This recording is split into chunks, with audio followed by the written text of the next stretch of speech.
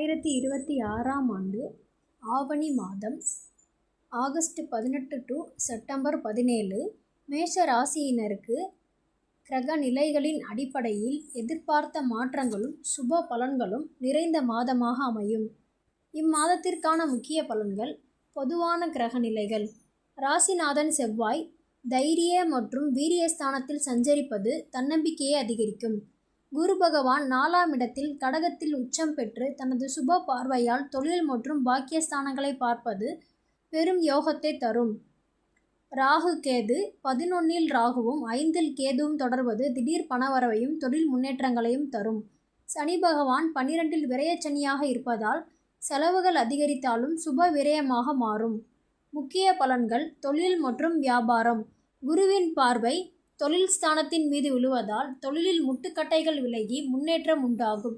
புதிய வாடிக்கையாளர்கள் கிடைப்பார்கள். கூட்டாண்மை தொழிலில் இருந்த குழப்பங்கள் நீங்கி தெளிவு பிறக்கும்.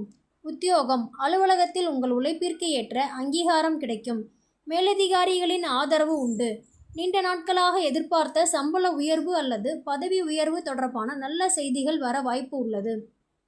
தனவரவு மற்றும் நிதிநிலை. 11இல் இருக்கும் ராகுவால் எதிர்பாராத பணவரவு, பழைய பாக்கிகள் வசூலாவது போன்றவை நடக்கும்.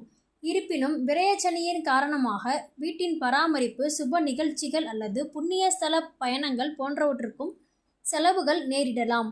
குடும்பம் மற்றும் திருமணம். குடும்பத்தில் சுப காரியங்கள், பேச்சுகள் சுமூகமாக முடியும். கணவன் மனைவி இடையே புரிதல் அதிகரிக்கும். பூர்வீக சொத்து தொடர்பான பிரச்சனைகளில் உங்களுக்கு சாதகமான திருப்பங்கள் ஏற்படும். மாணவர்கள் மற்றும் கல்வி. ஆரம்பத்தில் சற்று கவனச்சிதறல்கள் இருந்தாலும் மாதத்தின் பிற்பகுதியில் படிப்பில் ஆர்வம் கூடும். உயர்கல்விக்கு முயற்சி செய்பவர்களுக்கு நல்ல வாய்ப்புகள் அமையும். ஆரோக்கியம். பெரிய அளவில் பாதிப்புகள் இல்லை என்றாலும் பணிச்சுமை காரணமாக அஜீரண கோளாறுகள் அல்லது உடல் சோர்வு வரலாம். சரியான உணவு பழக்கங்கள் அவசியம். எளிய பரிகாரங்கள். முருகப்பெருமான் வழிபாடு. செவ்வாய்க்கிழமைகளில் கந்தசஷ்டி கவசம் பாராயணம் செய்வது அல்லது முருகன் கோவிலில் நெய் தீபம் ஏற்றி வழிபடுவது தடைகளை நீக்கும். குலதெய்வம் வழிபாடு. ஆவணி மாதத்தில் குலதெய்வத்திற்கு அர்ச்சனை செய்து வழிபடுவது குடும்பத்தின் மன அமைதியையும் சுபிட்சத்தையும் தரும்.